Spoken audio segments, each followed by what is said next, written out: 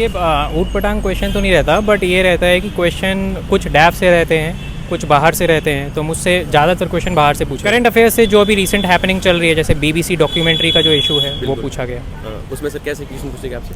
मुझसे ये पूछा गया कि ये जो मीडिया का इन्फ्लुएंस है, सेंसेशनलिज्म है, इसका क्या इम्पैक्ट पड़ता है सोसाइटी पे। What are your views? उससे थोड़ा पूछा था जैसे कि आज एक तो वो हमारा एयर बस वाला हुआ है, एक समझौता हुआ है, उससे इनडायरेक्ट पूछा था। यदि वो समझौता हुआ है तो उससे विमान वाली घटना, जैसे हाल ही में एक वो थोड़ी जो गलत कारणों से एक न्यूज़ में रही। एक तो धर्मेंद्र जाखड़ जी का जो यूट्यूब चैनल है, वो मेरा जो सीसेट था सेकंड टाइम, तो उसमें उन्होंने जो स्ट्रेटेजी बताई वो उसमें मुझे काफ़ी काम आई। करंट में ज़्यादा तो नहीं पूछा, दो चार चीज़ें मैंने जो बता दी। एक तो विमान वाला और सेक्युलरिज्म ये करंट से ज़्यादातर रिलेटेड है।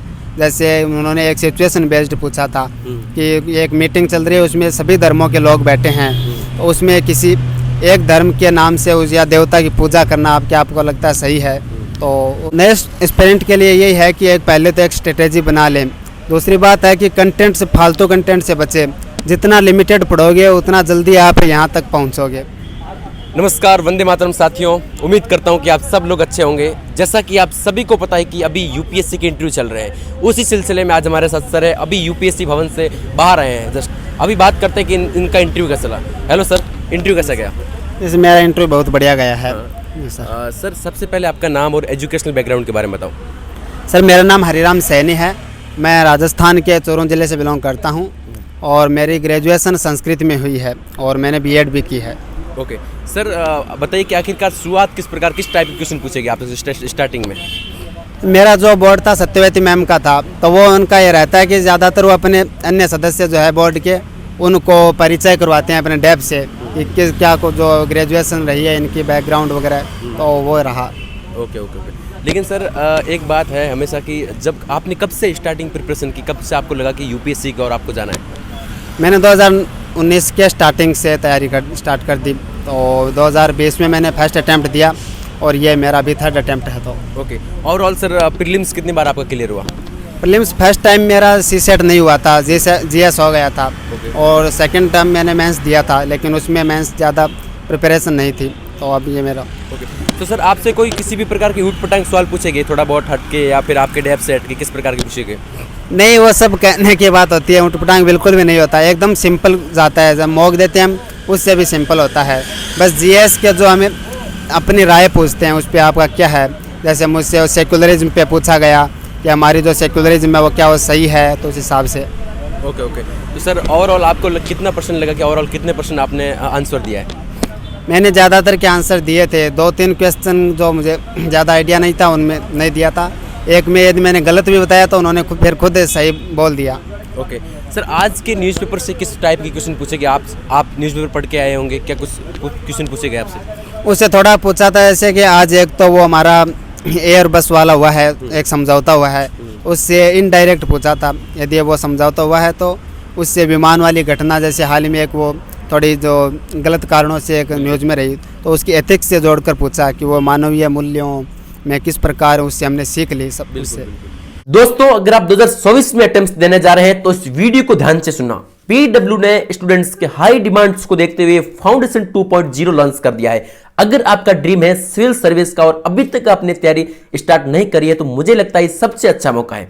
फाउंडेशन कोर्स का मतलब है कि 0 से लेकर एडवांस लेवल। 26 जनवरी को पीडब्ल्यू ने यूपीएससी वाला कोर्स लॉन्च कर दिया है। संकल्प 2.0 2024 एस्पिरेंट के लिए इंग्लिश और हिंदी दोनों मीडियम के लिए, और सेकंड बेस्ट टाइटन 2.0 2024 एस्पिरेंट के लिए इंग्लिश मीडियम के लिए 20 फरवरी से स्टार्ट होने जा रहा है। इसमें बैच में आपको शुरुआत से सब कुछ पढ़ाया जाएगा, टाइम पर सिलेबस कवर किया जाएगा, सीसेट का भी सब कुछ होगा। इन सारे कोर्स का लिंक आपको मैं डिस्क्रिप्शन में दे रहा हूं। इसमें आपको इंडिया की टॉप फैकल्टीज पढ़ाएगी और साथ ही साथ 17 मंथ तक लाइव क्लासेस चलेगी और अपनी यूपीएससी की जर्नी को आप शानदार बना पाएंगे। अगर आप 2024 में सपना को साकार करना है, तो सबसे पहले आप डिस्क्रिप्शन में दिए गए लिंक पर जाएं और अपनी हालातों के अनुसार सब्सक्रिप्शन लें और अपनी यूपीएससी की जर्नी को शानदार बनाएं। दोस्तों, अगर आपने डिसाइड कर लिया है कि सब्सक्रिप्शन लेना है, तो 500 रुपए का और डिस्काउंट पाने के लिए आप मेरा कोड SVO इस्तेमाल करना ना भूलें। वीडियो को कंटिन्यू करते हैं, बात करते हैं। ओवरऑल कितने मिनट का इंटरव्यू सेशन चला आपका? मेरा 25 से 30 मिनट लगभग। ओके, तो सर करंट अफेयर से रिलेटेड किस टाइप के क्वेश्चन पूछेंगे आपसे? करंट में ज़्यादा तो नहीं पूछा, 2-4 चीज़ें मैंने जो बता दी। एक तो विमान वाला और सेक्युलरिज्म ये करंट से ज़्यादातर रिलेटेड है। जैसे उन्होंने एक सिचुएशन बेस्ड पूछा था कि एक मीटिंग चल रही है, उसमें सभी धर्मों के लोग बैठे हैं, उसमें किसी एक धर्म के नाम से उस या देवता की पूजा करना आपको लगता है सही है? तो और ज़्यादा करंट का नहीं था। तो सर आपने क्या आंसर दिया उसका? मैंने कहा यदि औपचारिक जो मीटिंग है तो उसका शुभारंभ वगैरह भी औपचारिक होना चाहिए, किसी एक धर्म के हिसाब से नहीं होना चाहिए। ओके, और डेप से रिलेटेड नॉर्मली क्या क्वेश्चन पूछेगी, किस टाइप से क्या? डेप में एक तो जैसे मेरा ऑप्शनल हिंदी लिटरेचर है, जबकि मेरा बैकग्राउंड पूरा संस्कृत में है, तो वो पूछा कि आपने जो ऑप्शनल चेंज क्यों किया। फिर संस्कृत का पूछा कि इतनी डिक्लाइन क्यों हो रही है। और डेप में जो है जो मेरा हॉबी थी हिंदी कॉमेडी शोज देखना और गुल्ली डंडा खेलना, तो इनसे बिल्कुल भी नहीं पूछा गया। और ऑप्शनल है उससे भी कुछ नहीं पूछा। ओके सर, जो न्यू एस्पिरेंट है आने वाले सालों में यूपीएससी इंटरव्यू की तैयारी कर रहे हैं, आखिरकार जो प्रीलिम्स मेंस दे के यहाँ पे पहुँचते हैं, उन एस्पिरेंट्स को आप क्या बोलना चाहोगे? नए एस्पिरेंट के लिए यही है कि एक पहले तो एक स्ट्रेटेजी बना लें। दूसरी बात है कि कंटेंट से, फालतू कंटेंट से बचे। जितना लिमिटेड पढ़ोगे उतना जल्दी आप यहाँ तक पहुँचोगे। ओके सर, 28 मई को यूपीएससी प्रीलिम्स होने जा रहा है। उस जो नए एस्पिरेंट पहली बार अटेम्प्ट दे रहे हैं या फिर 5 अटेम्प्ट दे दिए, 6 अटेम्प्ट दिए, फिर भी उनका प्रीलिम्स नहीं निकल रहा है, उनको थोड़ा एक अच्छे से समझाओ ताकि हो सके उनका आपकी तरफ से हेल्प हो सके उनको। जो काफ़ी बार दे भी चुके हैं उनका ये तो बात फिक्स है कि उनके पास नॉलेज की कमी नहीं है। बिल्कुल। तो उनको तब थोड़ा सा अपनी स्ट्रेटेजी को देखना चाहिए। जो आंसर वो सॉल्व करते हैं क्वेश्चन पेपर, तो उसमें उनको देखना चाहिए कि हम गलती कहाँ कर रहे हैं। जैसे ज़्यादातर तो ये करते हैं कि आंसर को फर्स्ट, जो क्वेश्चन है उसको फर्स्ट बहुत पढ़ते हैं, उस वजह से उनको एकदम सरल जो क्वेश्चन होता है उसको भी वो गलत पढ़ जाते हैं और 5-7 क्वेश्चन इस प्रकार से वो गलत कर बैठते हैं। तो उससे बचना चाहिए। चाहे फर्स्ट टाइम जो हम फर्स्ट राउंड लेते हैं इसका पेपर में, तो उसको आराम से लो, लेकिन टोटल क्वेश्चन है उसको एक एक शब्द उसका ढंग से पढ़ो। ओके सर, कोचिंग को लेकर आपका क्या मायने रखता है कि यूपीएससी बहुत सारे जो स्टूडेंट्स बता रहे कोचिंग ले या नहीं ले, इसको लेकर आप क्या बोलते हो? कोचिंग और फिर आपका अपना बैकग्राउंड देखना होगा। आपको कम टाइम में थोड़ा जल्दी निपटाना है सिलेबस, तो ये है कि कोचिंग आप ले लेते हो तो थोड़ा सा आपको वो जो एक तो कंटेंट थोड़ा तैयार मिल जाता है और कोचिंग में कुछ कंसेप्ट्स क्लियर हो जाते हैं।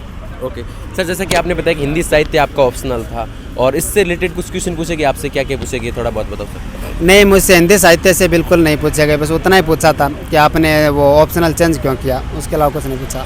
ओके सर, जो इसके बाद रही मेंस की बात, मेंस की आंसर राइटिंग को लेकर आप क्या बोलना चाहोगे सर? मेंस में आंसर राइटिंग में इतना है कि जो पढ़ा है वो तो परी वाला ही मेरे हिसाब से काम आएगा। उसमें वो टॉपिक आपके जो है पूरे सिलेबस के हैं, तो उसमें हर जो टॉपिक है उसके आप छोटे छोटे पॉइंट्स बना लीजिए। सब पॉइंट होने चाहिए, जैसे कोई भी एक टॉपिक है उसके डायमेंशन तैयार कर लीजिए। और मेंस में बस आपको उसको रिवीजन कीजिए और लिखने पे फोकस कीजिए।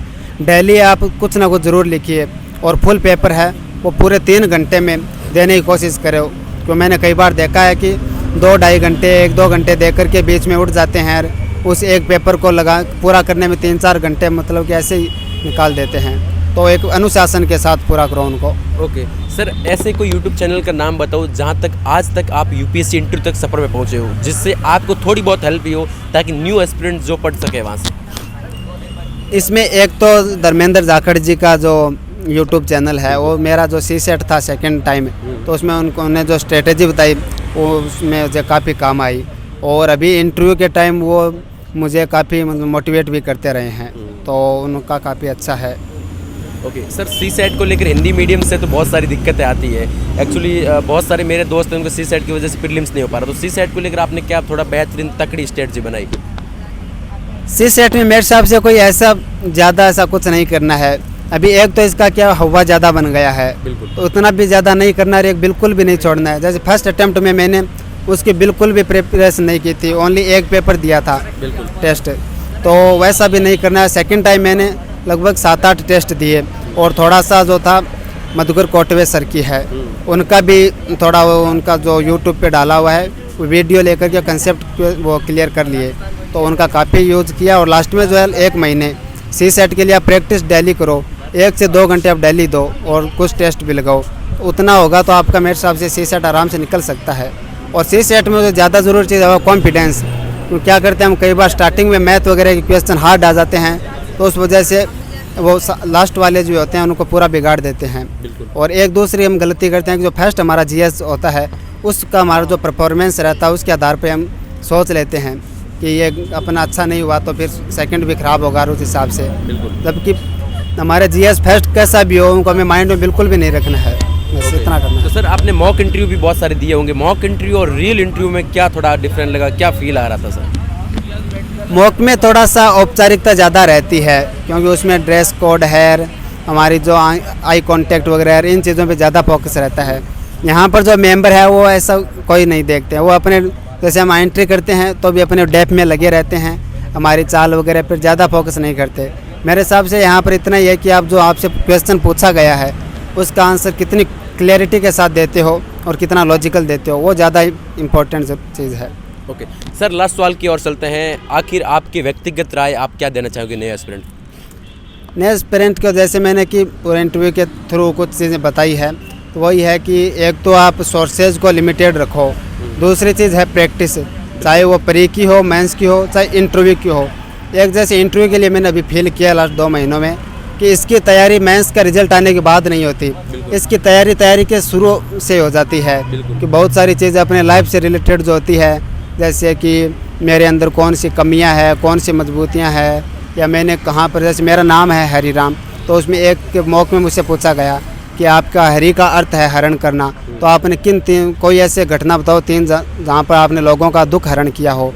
तो इस हिसाब से चीज़ आपको पहले से आपको प्रिपेयर करना होगा, और तो मुख्य चीज़ें यही है। ओके, बहुत बहुत शुक्रिया सर, इतने हेक्टिक माहौल के बाद में आपने इंटरव्यू दिया, बहुत सारे यूपीएससी एस्पिरेंट्स की इसको हेल्प होगी।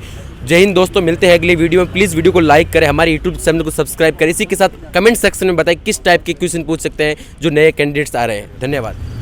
हेलो सर, आज जो इंटरव्यू था ओवरऑल कैसा हुआ सर आपका?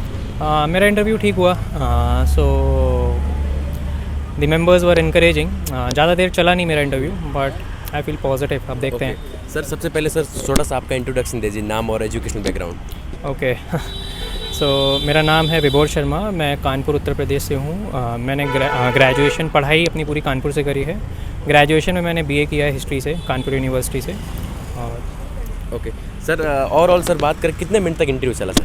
मेरा इंटरव्यू ज़्यादा देर नहीं चला, अराउंड 15 मिनट्स चला मेरा। ओके, उसमें सर किस टाइप के क्वेश्चन, ऊट पटांग जैसे कहते हैं कि ऊट पटांग हट के थोड़ा डेप्थ से हट के, फिर किस टाइप के थोड़ा बहुत? देखिए, ऊट पटांग क्वेश्चन तो नहीं रहता, बट ये रहता है कि क्वेश्चन कुछ डैप से रहते हैं, कुछ बाहर से रहते हैं। तो मुझसे ज़्यादातर क्वेश्चन बाहर से पूछे गए।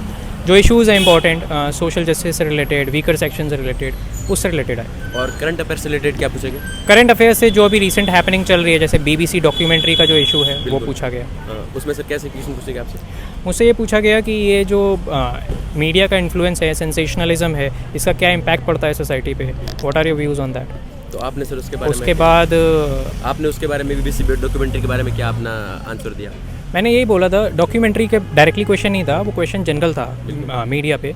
तो मैंने यही पूछा कि media is a very empowering tool, कि उससे लोगों को साथ में आए हैं ऑल ओवर, मतलब different communities of the world, they are able to come together, share their ideas and values. However उसका कुछ नेगेटिव इम्पैक्ट भी होता है, जैसे मीडिया ट्रायल्स हो गए, जिससे प्राइवेसी इन्वेड होती है लोगों की, और जुडिशरी पे भी इफेक्ट पड़ता है। तो दैट्स इट। उसके बाद उन्होंने पूछा what are your views on this BBC documentary, did you watch it? तो उनका डायरेक्ट क्वेश्चन था, डिड यू वॉच इट? तो मैंने कहा नहीं sir, I have not watched it because the government has already banned it. बिल्कुल। Okay sir, आपका optional subject कौन सा है? एंथ्रोपोलॉजी। उससे रिलेटेड क्या पूछा गया सर? एंथ्रो से रिलेटेड कुछ पूछा नहीं गया, माइनिंग से पूछा गया कि माइनिंग का क्या इम्पैक्ट होता है बच्चों पे। और उसके बाद मुझसे पूछा गया जो क्या बोलते हैं,